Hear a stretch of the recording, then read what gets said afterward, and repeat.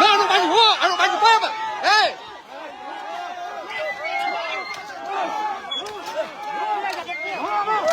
nè một trường người dân nè nó bắn phép à nè nó bắn phép à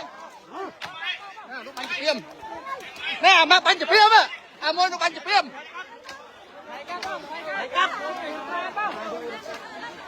vô cắt cái thẻ cho cắt đi nè à môi nó bắn phép à à nó bắn phép